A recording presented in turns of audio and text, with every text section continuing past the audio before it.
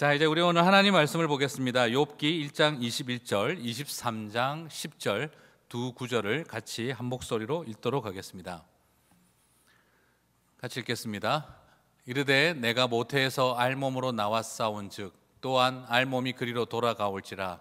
주신 이도 여호와시요 거두신 이도 여호와시오니 여호와의 이름이 찬송을 받으실지니이다 하고, 그러나 내가 가는 길을 그가 아시나니 그가 나를 단련하신 후에는 내가 순금같이 되어 나오리라. 아멘.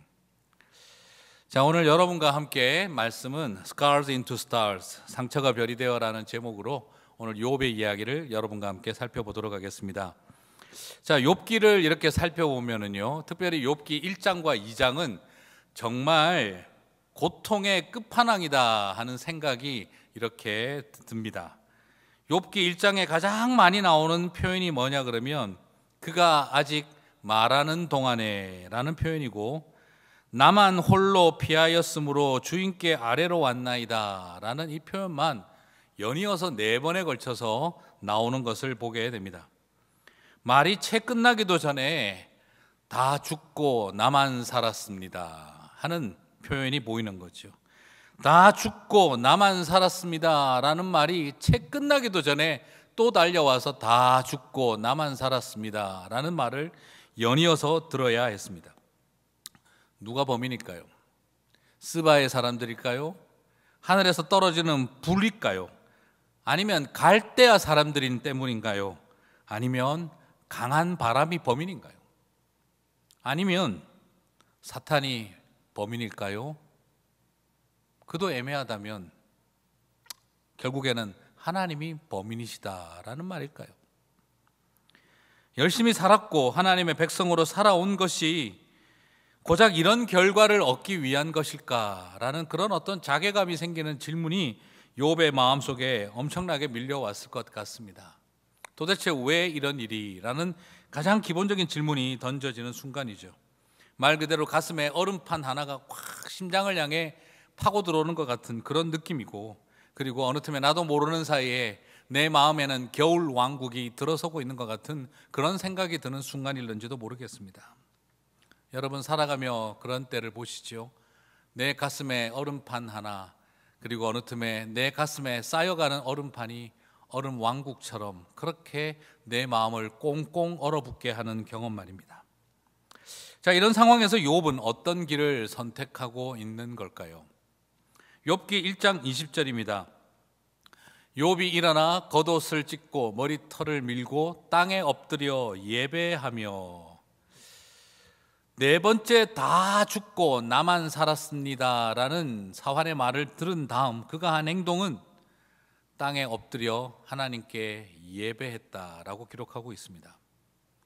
그리고 말합니다. 욥기 1장 21절은 이르되 내가 모태에서 알몸으로 나왔사온즉 또한 알몸이 그리로 돌아가올지라. 주신 이도 여호와시요 거두신 이도 여호와시오니 여호와의 이름이 찬송을 받으실지니이다 하였습니다. 여러분, 사실 이런 상황에 어떻게 예배하고 땅바닥에 엎드려 예배하고 주신 이도 여호와시요 취하신 이도 여호와시오니 여호와 이름이 찬송을 받으시리이다 라고 고백할 수 있을까요? 여러분, 그리고 난 다음 욥기 1장 22절은 이렇게 묘사합니다. 이 모든 일에 욥이 범죄하지 아니하고 하나님을 향하여 원망하지 아니하리라 라고 되어 있습니다. 정말 이런 수 있다면 여러분, 이 다음부터 나올 욥기 2장 1절에서는 어떤 내용이 나와야 우리가 생각할 때 정상이라고 할 수 있을까요?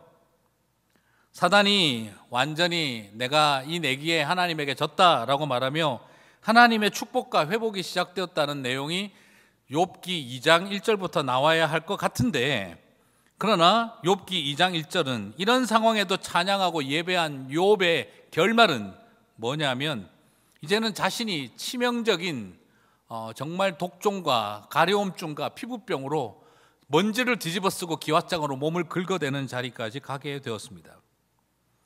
이런 상황에서도 욥은 어떻게 또 하고 있나요? 욥기 2장 9절에서 10절입니다.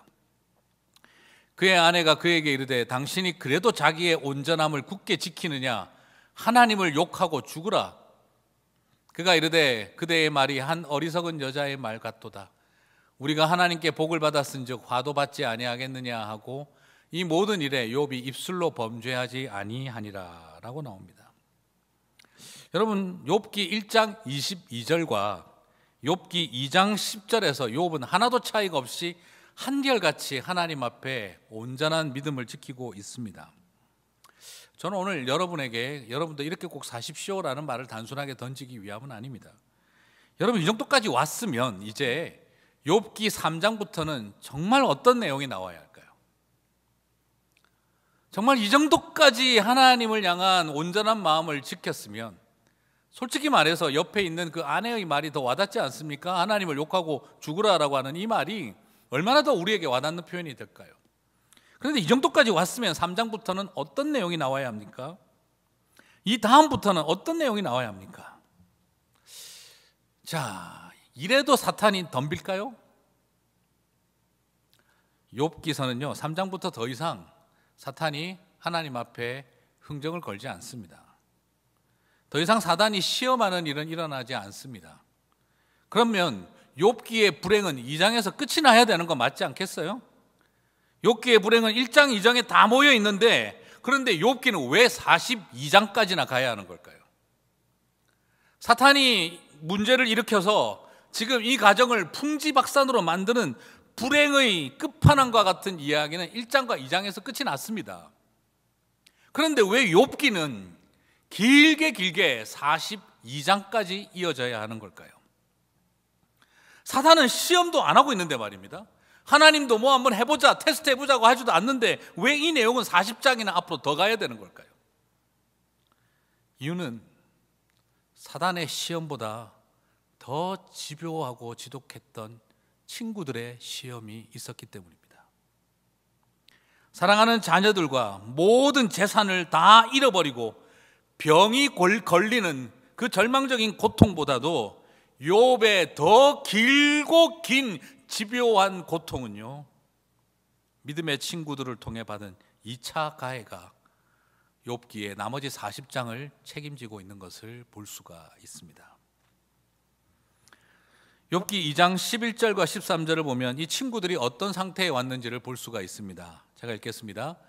그때에 욥의 친구 세 사람이 이 모든 재앙이 그에게 내렸다 함을 듣고 각각 자기 지역에서부터 이르렀으니 곧 대만 사람 엘리바스와 수아 사람 빌닷과 나아만 사람 소발이라. 그들이 욥을 위문하고 위로하여 서로 약속하고 오더니 눈을 들어 멀리 보매 그가 욥인 줄 알기 어렵게 되었으므로 그들이 일제히 소리질러 울며 각각 자기의 겉옷을 찢고 하늘을 향하여 티끌을 날려 자기 머리에 뿌리고 밤낮 7일 동안 그와 함께 땅에 앉았으나 욥의 고통이 심함을 보므로 그에게 한마디도 말하는 자가 없었더라 라고 하고 있어요. 여러분, 이걸 보면 문제 있습니까? 없습니까? 아무 문제 없습니다. 시작할 때 아무 문제도 없습니다. 방문 동기도 좋았고 7일 동안은 침묵하며 정말 아름다운 시간을 함께 했습니다. 하지만 그들의 아름다운 시간의 분량은 2장에서 딱 3절에 국한됩니다. 그리고 이후 40장은 욥을 지독하게 끝까지 분석하고 따지는 이야기를 이끌어가는 사람들이 되고 말았습니다. 욥을 위로하러 왔다가 욥의 더 길고 긴 재앙이 되어버린 세 친구의 모습을 보게 됩니다. 참 역설적이죠. 3절 분량만큼 위로하고 40장 분량만큼 힘들게 했다라는 표현이 되겠습니다. 원수마귀 사탄보다 참 뭐라고 해야 되나요?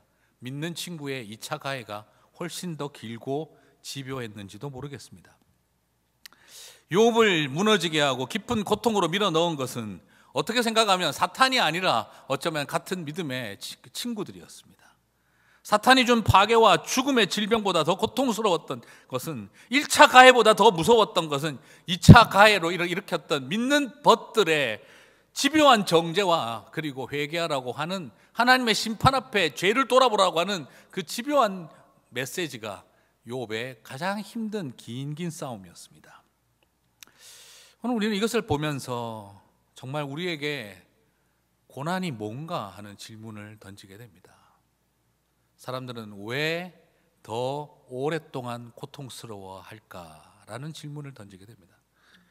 소위 전통 교리와 전통 신학의 이름으로 죄 때문에 벌 받았다는 죄형 형벌 사상을 가지고, 그리고 내가 경험했던 내 경험으로 미루어 볼 때 내가 말이야 이런 비슷한 일을 겪었는데 내 감정의 잣대, 내 경험의 잣대로 들이대는 모습, 그리고 자신의 경험과 내가 받던 특별 계시에 기초하여서 그래서 자식을 다 잃어버린 아버지를 평가하고 모든 것을 잃어버린 그 친구를 점수 매기고, 그리고 너의 죄를 발견해 보라고 가슴 아픈 속을 후벼놓기 시작했다는 것이죠.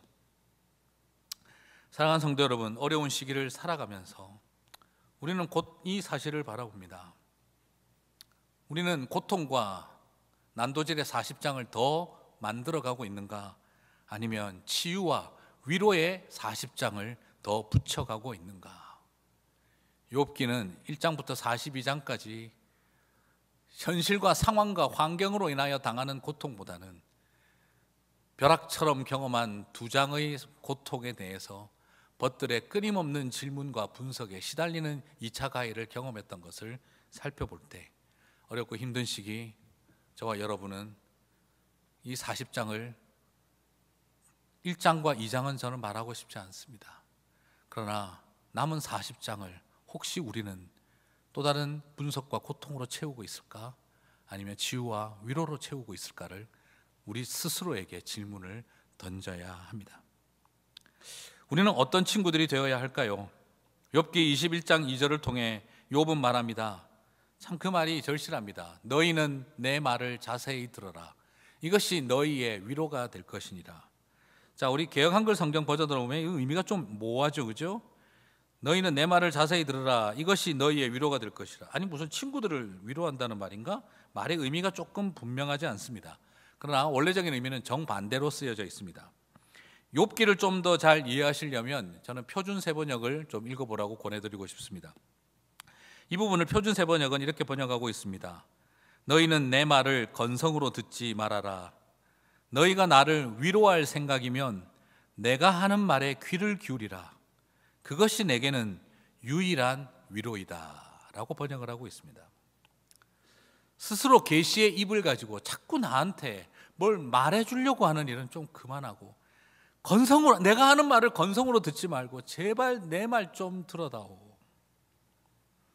하나님은 우리를 향해 계속해서 말하는 분이 아니라 우리의 고통을 들으시는 분이신데 왜 우리는 자꾸 말해주려고 하는 걸까요? 그들은 단 3절 동안 침묵하고 40장 동안 말을 합니다. 아픔 탐지기를 사용하시는 하나님, 슬픔 탐지기를 사용하시는 하나님과 달리 우리는 자꾸 죄 탐지기, 분석 탐지기를 자꾸 사용하려고 한다는 거죠. 저번 이 세 친구가 위로한 사람, 기도하는 사람들이었다고 한다면 머리를 많이 써야 하는 것이 아니라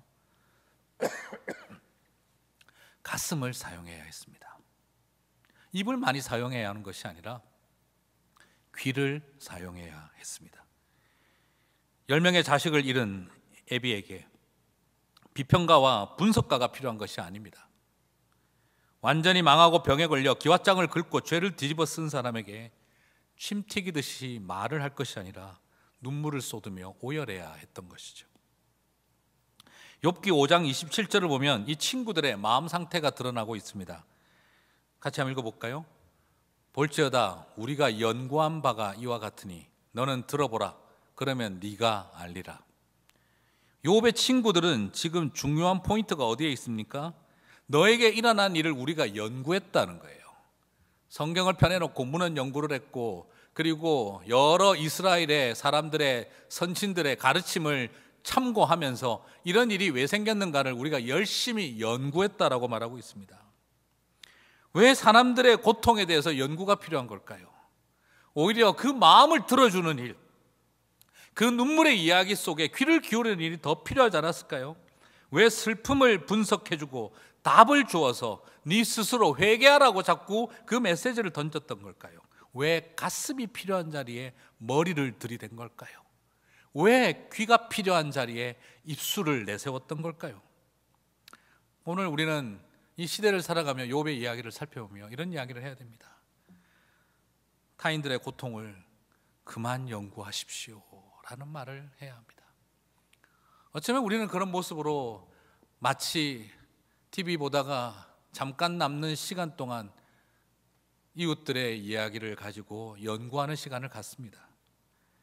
이것이 오늘 어쩌면 욥기 40장의 이야기의 메인 아이디어가 되어버린 우리의 모습과 같지 않을까 싶습니다. 사람들의 슬픔과 고통에 대해 우리는 좀 더 너그러워졌으면 좋겠습니다.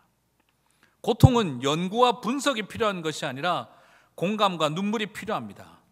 이 세 친구들을 보면 분명히 소명의식이 있습니다. 이번 기회에 롯을 분명히 회복시켜 놓자. 그에게 잘못이 있다면, 이만한 죄를 경험하는 걸 볼 때 분명히 뭔가 하나님 앞에 해결해야 될 문제가 있다면 이번 기회에 욥을 반드시 회복시켜 놓겠다라는 그들이 가지고 있는 소명의식. 친구로서 누가 이런 말 할 수 있겠나? 나는 내 친구를 회복시켜 놓겠다는 간절한 소명의식을 가지고 있는 것처럼 보입니다. 하나님의 말씀에 대해서도 소명의식을 갖고 있는 것 같습니다. 그러나 배려를 잃어버린 소명은요, 무서운 폭력이 된다는 것, 그것은 확고한 분명한 믿음을 가진 것이 아니라 편협한 생각에 사로잡힌 모습일 수 있습니다. 오늘 욥의 간절한 부탁을 여러분 귀 기울여 드려야 합니다. 제발 내 말에 귀를 좀 기울여 주시오. 이 땅의 많은 사람들은 우리들에게 부탁하고 있습니다. 제발 내 말에 귀를 좀 기울여 주세요. 오늘 이 시대에 우리는 신음소리에 귀를 기울여야 합니다. 욥과 같은 사람의 진정한 참 친구가 되는 길은 바로 뭘 하는 데 있는 것이 아니라 듣는 데 있다는 것을 우리는 다시 한번 발견하게 됩니다. 자, 그런데 한 가지 어려움이 있습니다. 욥의 좋은 친구가 되고 싶은 마음은 있는데, 그리고 그건 누구나 하고 싶은 마음을 가질 수 있는데, 근데 여러분, 내가 만약 욥이라면 어떻게 해야 될까요?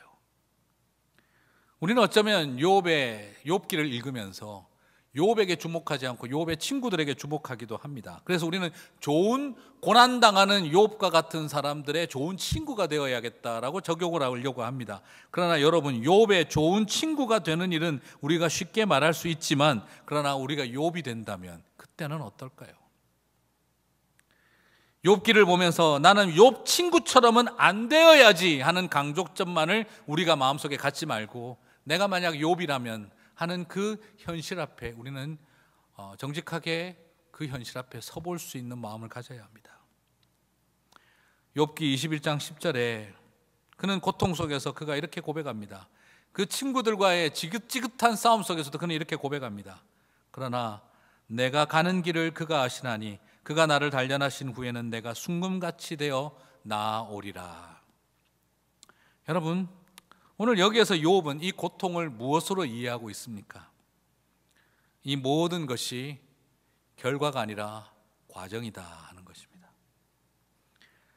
욥은 지금 이 모든 것이 하나님이 내 인생을 파괴하기 위한 결론을 지어놓고 있다라고 마침표를 찍은 것이 아니라, 욥은 지금 이 상황이 나를 순금같이 만들어 가시는 하나님의 과정 속에 있다라는 것을 고백하고 있습니다. 사랑하는 성도 여러분, 오늘 우리가 욥의 자리에 만약 선다면 우리는 많은 일들을 바라볼 때 먼저 마침표를 찍지 말아야 합니다. 하나님이 때로는 우리 아무리 이런 기도해도 환경이 변하지 않고 이 기가 막힌 환경 속에 나를 그대로 두는 것처럼 여겨질 때에는, 그때는 하나님이 환경의 변화를 통해 나를 도우시는 것이 아니라, 하나님은 환경을 그대로 두고 나를 변화시키기를 원하실 때 하나님은 환경에 대해서, 상황에 대해서 침묵하신다는 것을 기억했으면 좋겠습니다. 나를 순금으로 바꾸는 시간이기 때문에 하나님은 용광로의 불을 꺼뜨릴 수 없는 것입니다. 하나님은 나를 정금같이 만들어야 하기 때문에 그 끓어오르는 그 뜨거움을 멈추게 하실 수 없는 것입니다. 우리는 왜 이 용광로 안에 내가 있어야 합니까? 라는 질문을 던질 때 하나님이 침묵하며 불을 더 떼고 계신 것은, 그것은 나를 순금으로 바꿔가는 과정이기 때문인 것입니다. 나를 대왕 독수리가 되게 하기 위해서, 나를 날아오를 독수리가 되게 하기 위해서 하나님은 벼랑 끝에서 나를 내동댕이 치시는 것입니다. 세상을 바꾸는 시간이 아니라 나를 바꾸는 시간이기 때문입니다.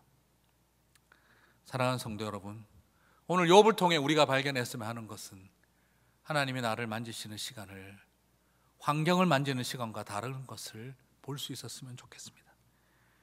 사실 굉장히 어려운 것이 바로 하나님의 이 주권을 인정하는, 나를 빚으시는 일에 하나님의 주권을 인정하는 게 굉장히 어렵습니다. 주신 자도 여호와시요 취하신 자도 여호와시오니 나의 길 오직 그가 아시나니 나를 단련하신 후에 내가 정금같이 나아오리다. 여러분, 잘 될 때 하나님의 주권을 인정하지 못할 사람 누가 있겠습니까? 잘 될 때 하나님의 주권, 하나님이 하신다, 하나님이 하셨다 하는 말 못할 사람 누가 있습니까? 그러나 절망의 상황 속에서 하나님의 주권자이심을 인정하는 일은, 그것은 참 쉽지 않은 일입니다.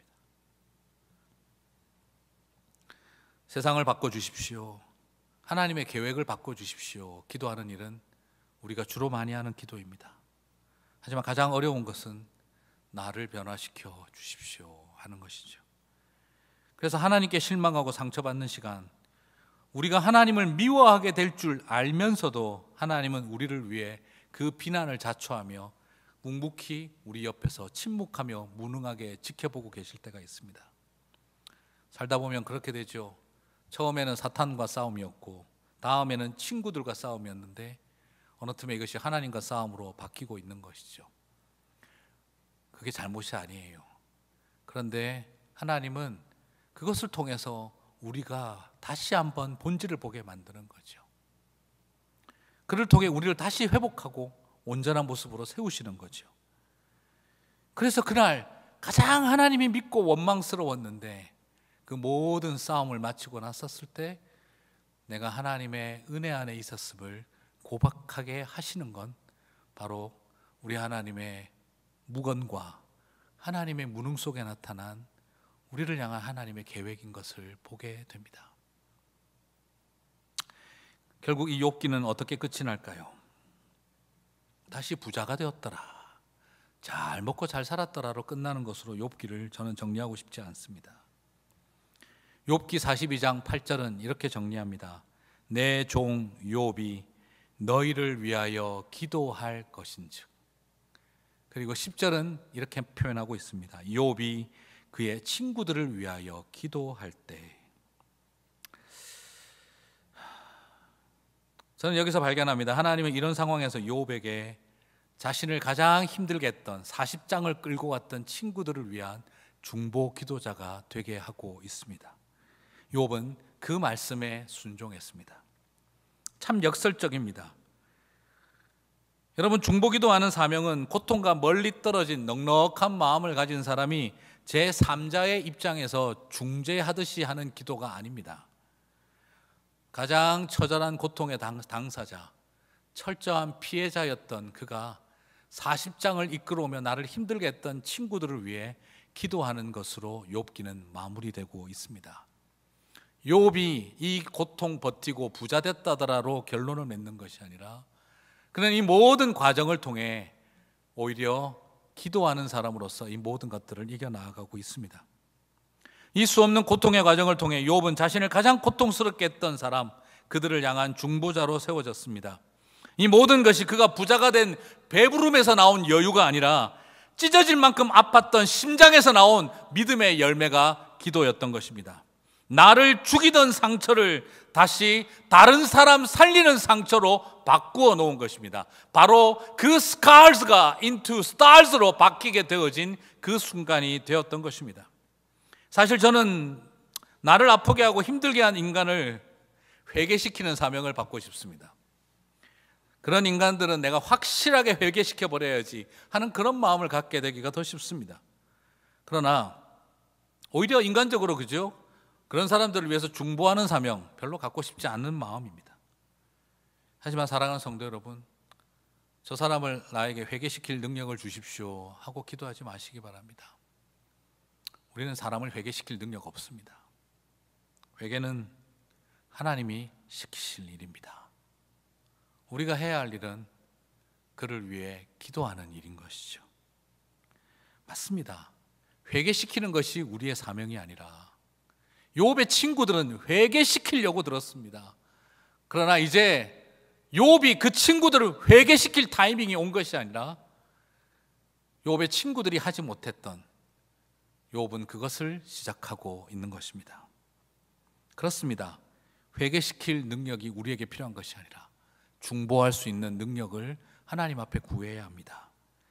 중보하며 가슴 찢으며 눈물로 기도하다 보면 하나님 하실 일, 회개의 역사가 일어날 수 있는 것입니다.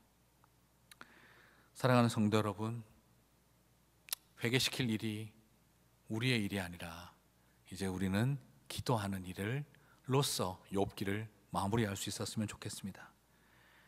우리의 삶의 욥기도 그렇게 마무리되었으면 좋겠습니다. 고통을 통해 여러분은 어떤 열매를 얻기를 원하십니까? 이 힘든 코비드-19의 시기를 보내면서 우리는 무엇을 열매로 얻어야 되겠습니까? 범인이 누구냐? 끊임없이 범인을 찾는 형사의 모습이 아니라 네가 뭘 잘못했는지 가르쳐 줄게, 최선을 다해서 회개시키려는 이 친구들의 모습이 아니라 바로 모든 죽어가는 것들을 향한 기도, 그리고 그들을 향해 중보하는 마음이 우리가 맺어야 할 열매가 아닌가 싶습니다. 그래서 이 코비드-19의 시간을 보내며 하나님, 내 인생의 가장 깊은 상처와 절망이 그것이 모두 다 별이 되었습니다 라고 고백할 수 있는 밤하늘의 별처럼 빛나는 저와 여러분이 되었으면 좋겠습니다. 나의 경험, 실패와 죽음과 질병이 자기의 의와 훈장이 아니라 더 겸손한 이유가 되는 삶이 되었으면 좋겠습니다. 욥기 42장이 기도를 통해 마무리가 되어지는 것처럼 저와 여러분 안에 이 기도가 일어나게 되시기를 소망합니다. 내 손으로 말로 해오던 많은 것들이 멈춰버린 지금 주님은 다시 기도를 통해 우리 인생의 욥기들이 마무리되고 이 땅에 많은 욥기를 써내려가고 있는 사람들을 향한 기도가 일어나게 하실 줄 믿습니다. 그날을 바라보며 나아가는 저와 여러분이 되시기를 주님의 이름으로 축복합니다.